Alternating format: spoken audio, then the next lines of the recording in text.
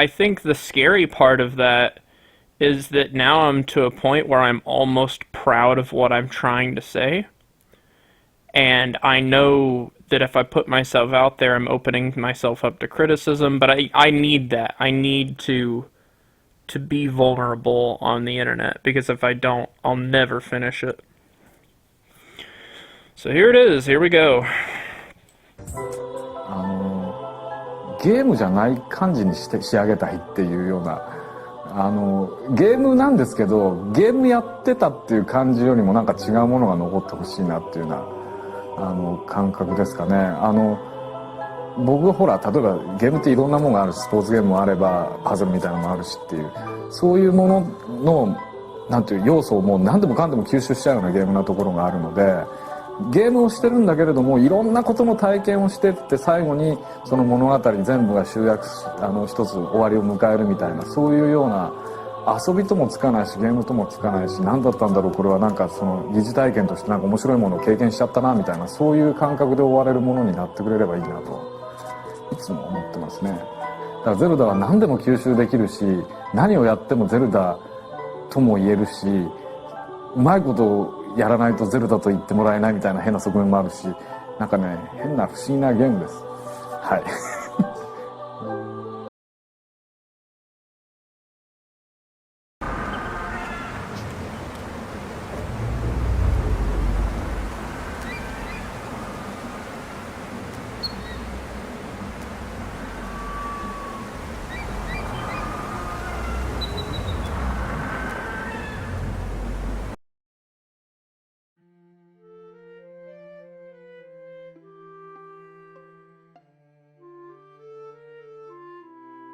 Eiji Aonuma's 5 directed Zelda games are the single most over-discussed topic in what is a very short history of video games as artwork.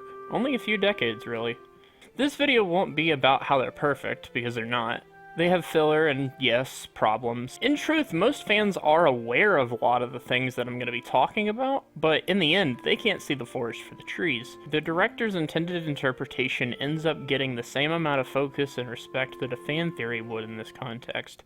Eventually, this topic expands into a discussion about the entire medium's eligibility as collage art as we know it.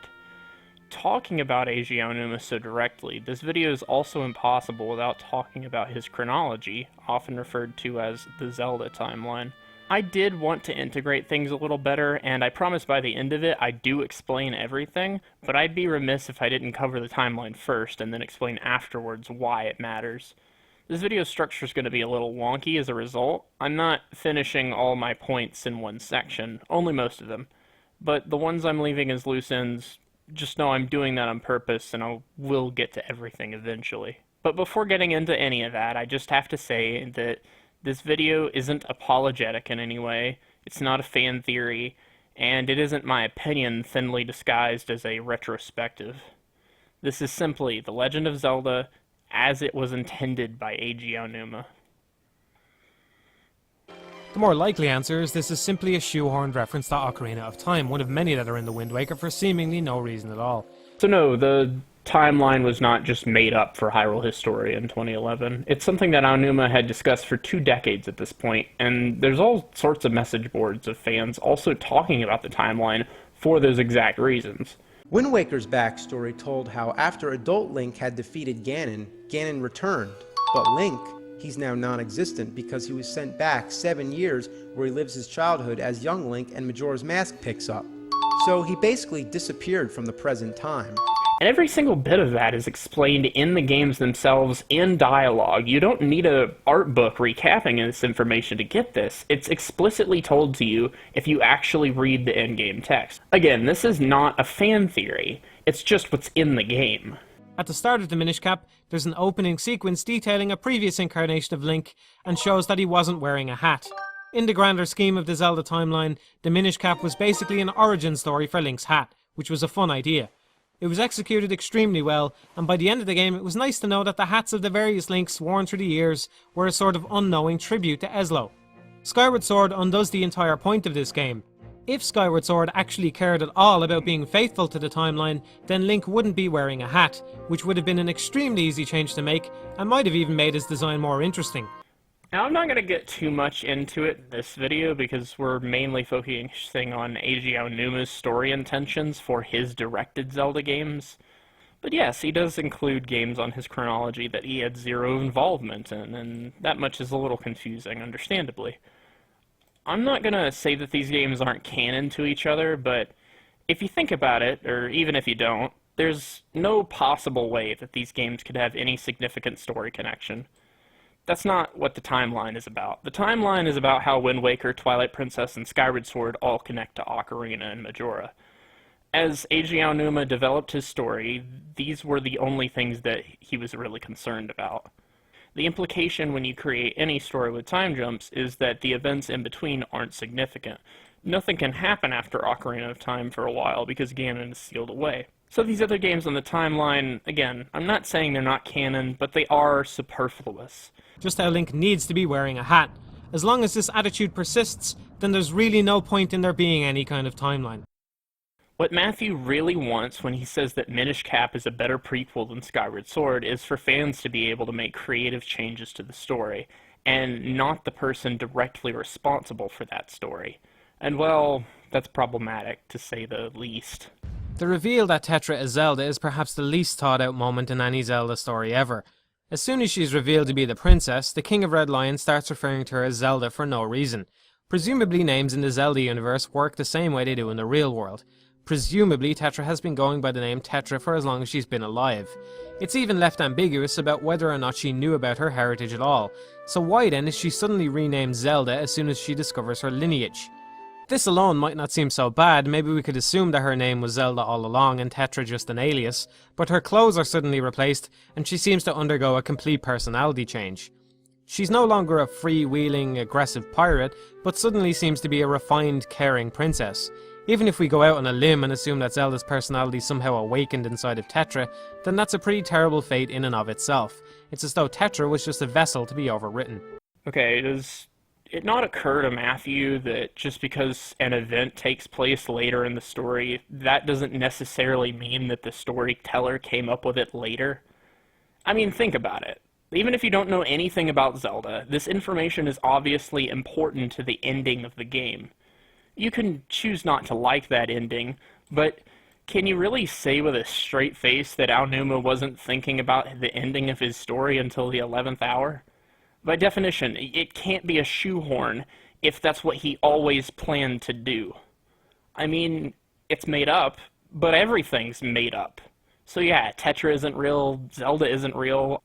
These are fictional characters. Again, what is this guy even talking about? The more likely answer is this is simply a shoehorned reference to Ocarina of Time, one of many that are in the Wind Waker for seemingly no reason at all. There's no time travel in the Wind Waker, Link has no connection to the previous one apart from his clothes, the game doesn't even take place in Hyrule, not as we know it anyway.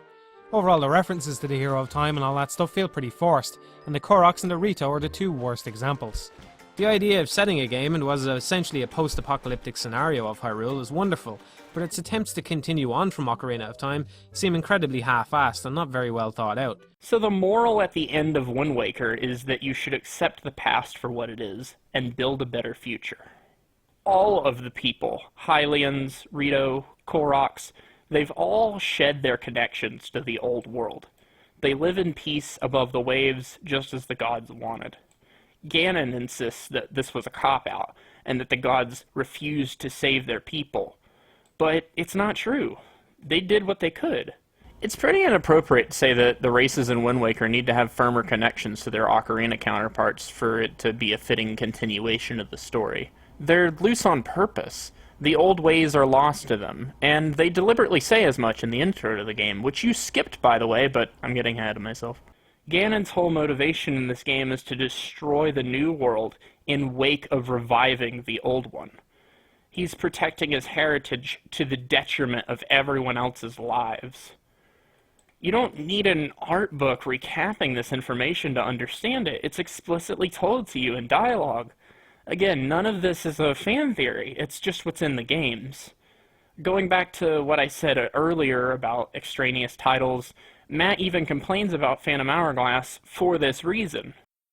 The ending to the game sees Hyrule washed away with the kids' future left in their own hands. We know now that the story continues on in two direct sequels to The Wind Waker, those being Phantom Hourglass and Spirit Tracks, but taken on its own, I think this would have made a fitting ending to the entire Zelda saga. Games could have still been set before The Wind Waker to allow the series to continue, and some are, but The Wind Waker itself would have made a nice conclusion to the series as a whole. Ganon, Hyrule and the Master Sword are all lost beneath the waves, and life moves on. It would have made for a nice ending. He catches it here, but again, he's only applying that logic when it suits his opinion. It would almost be as incredibly stupid as the King of Hyrule passionately telling the children at the end of The Wind Waker that their new land won't be Hyrule, because he wanted the past washed away, and then, within a few years, they discover a new continent. Guess what they call it? Adding any kind of character depth or world building or some literal element, you might take that as an improvement to the story, but actually it makes it less concise. Instead of it being about this emotional tug and pull about the morality of family versus future, you're erasing that and just boiling Hyrule down to any other fantasy world that lets you escape from your adult responsibilities. The point is to instead take these morals to heart and apply them to your own life. So anyway, anyone who says that the timeline was only made up after the fact or that it wasn't important, it's proof that the person either wasn't paying attention or is intentionally misleading their audience. Which one does Matt fit into? Well, you might be shocked. According to the story, the world was formed by three goddesses who are also responsible for creating the Triforce. This story has no bearing on the game in the slightest and could have been swapped out with any mystical backstory you could think of. We don't get any reason why the Triforce itself would exist, just that it was left behind after they were gone. These events are so far removed from the things that actually happen in the game that they might as well have not been included. I'm all for fleshing out the world, but this doesn't tell us anything about Hyrule or any of the people living in it that we didn't already know. It just confirms that some goddesses made the world, not a big deal. Now, I could nerd about this, but then he skips over the part where Zelda recaps it later.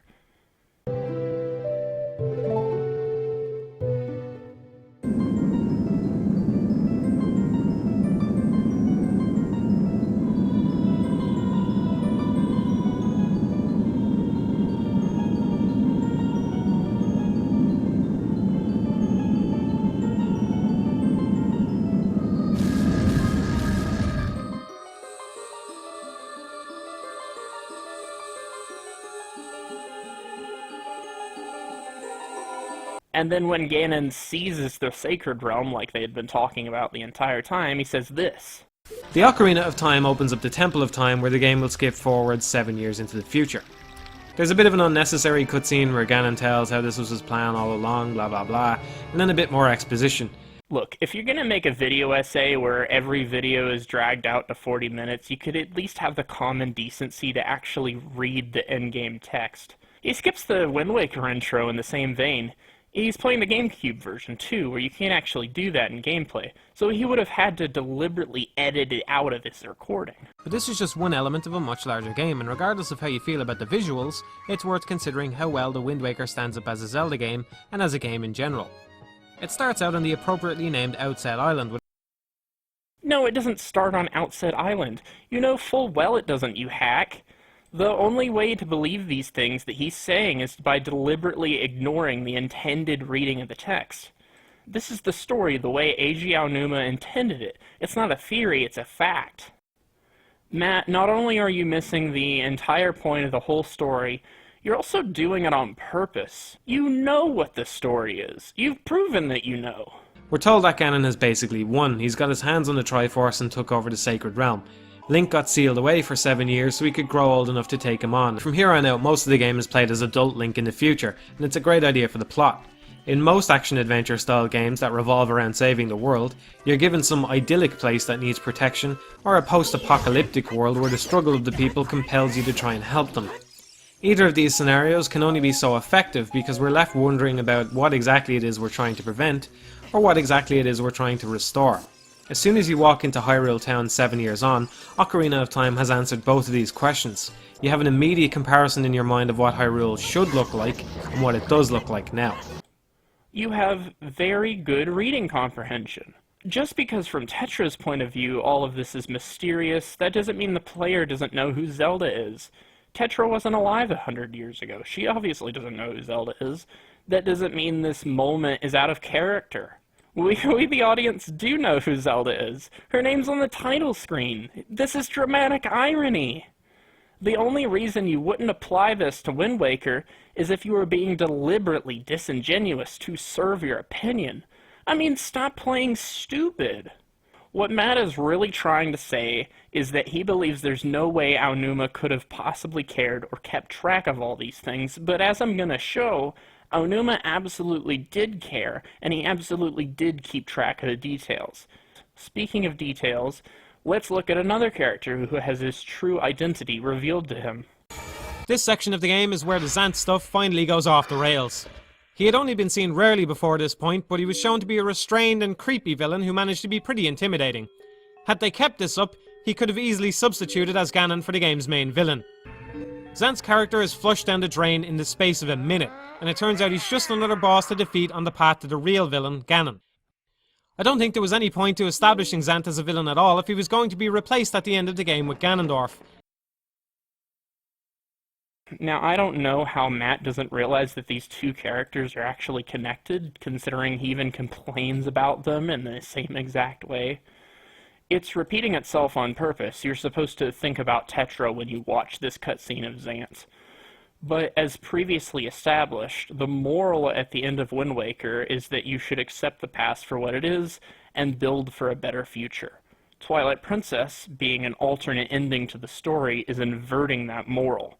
Now, Link is the one protecting his heritage and saving his family, and Ganondorf is the one creating a future for himself in spite of his past. The shoe's on the other foot, but interestingly, Ganondorf is still in the wrong. This is the thematic purpose behind the timeline, by the way. So, how does Aonuma pull this off? Well, Zant is the key here. Zant doesn't have to beg Ganondorf or anything. Ganondorf comes up to Zant. Let's think about this for 2 seconds. Why Zant? Well, Zant must be special, right? Remember how Tetra is the next Zelda after her mother? Well, here, Zant is the heir to the lost Gerudo patriarchy. He's the third male Gerudo after Groose. And I know that's going to come to a shock to a lot of people, and just like everything I'm going to say here, not only do I have the receipts, it's also spelled out to you in dialogue, and yes, it is obvious. But like I said, we're doing that later. It sucks too, because Matthew understands this clearly in some contexts, and then in other contexts chooses not to apply it. Admittedly, the Tetra and Zant complaints are among the most common in the Zelda fandom, but again, I have to stress that they're both important to the story of their respective games. Not the plot, not what literally happens, the story, the themes and the morals you're supposed to take. What Matt is really trying to say is that he believes there's no way Aonuma could have possibly cared or kept track of all these things, but as I'm gonna show, Aonuma absolutely did care, and he absolutely did keep track of the details.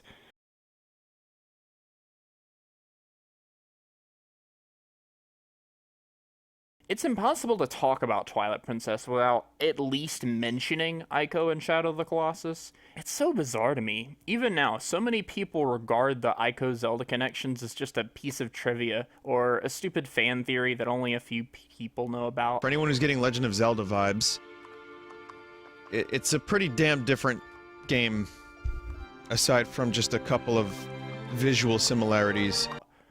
But for the people who actually pay attention, you'll immediately understand that this is required viewing. You're not allowed to play Twilight Princess without having played Ico and Shadow of the Colossus. Aonuma is intentionally pulling from Ueda at multiple important parts in this game, in Skyward Sword, and even in the Wind Waker, and if you just pretend like these connections aren't there, nothing you have to say holds any value whatsoever. Ico itself was in large part a love letter to Ocarina of Time, so a lot of these quotes are reciprocation of that, bouncing ideas off of one another and making little notes in the margins. The big thing that I always point to is this one, the spiral staircase inside the tower. Aonuma is making you think about Yorda from Ico, and he wants you to compare Yorda in that game to Zelda's role in this game. A pale, fragile girl hiding in the shadows. This is exactly why Ganon's first phase is fighting Zelda as a puppet.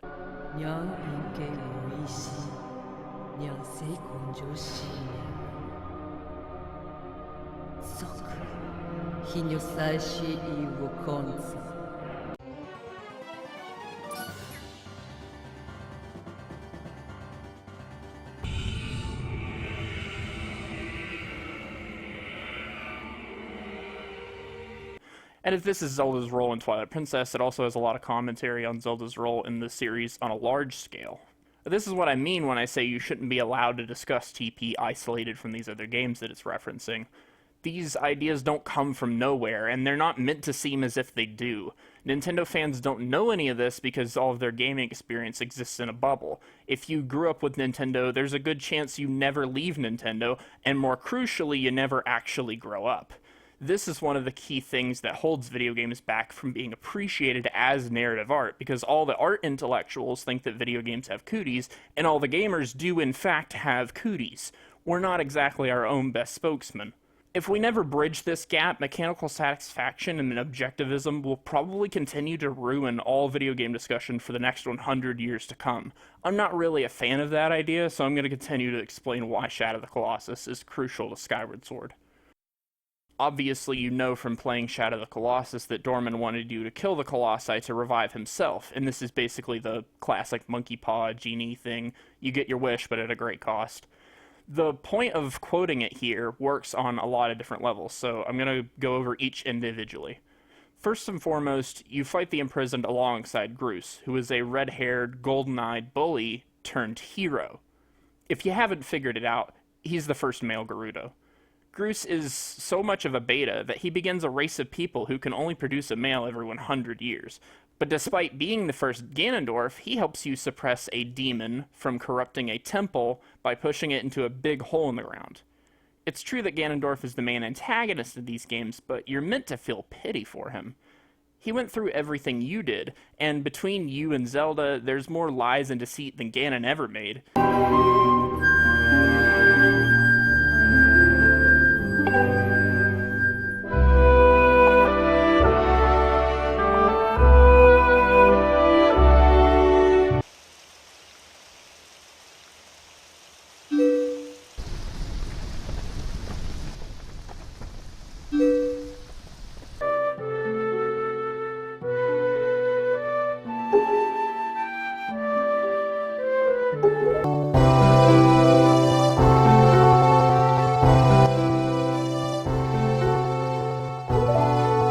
The only reason that he's the villain is because he drew the short straw.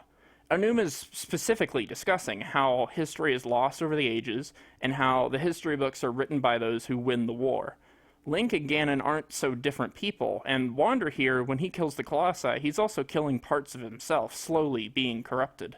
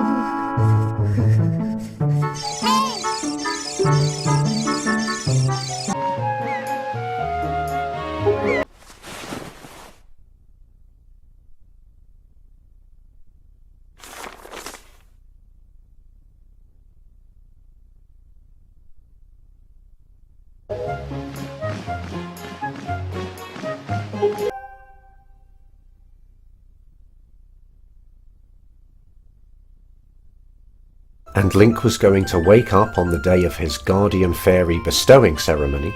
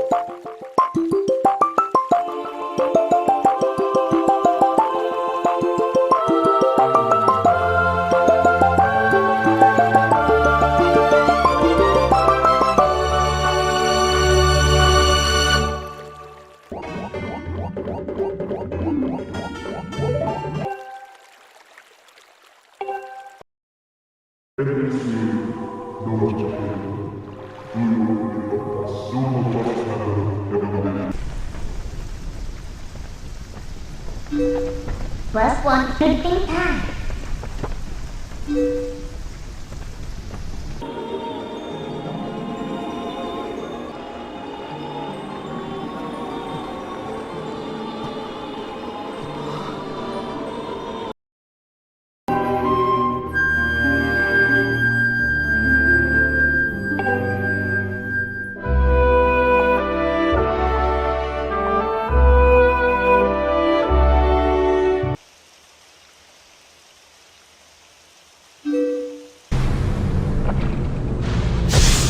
What should I go for here?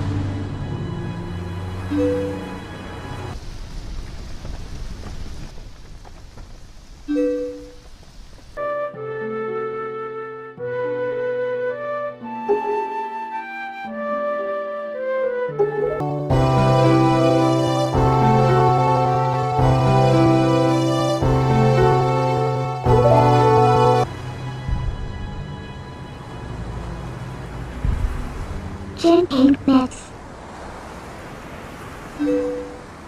What ends?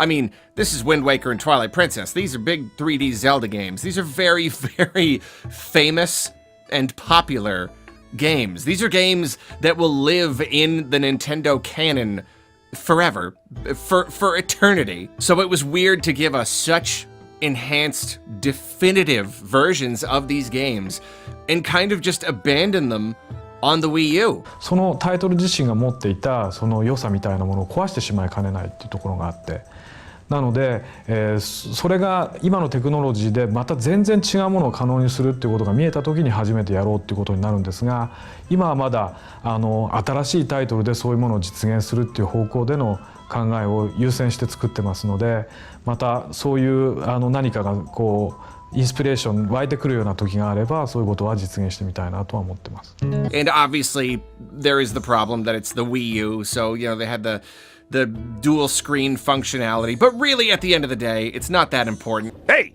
why ain't you running? Well, I can't read. Get out of here. Like just find a way.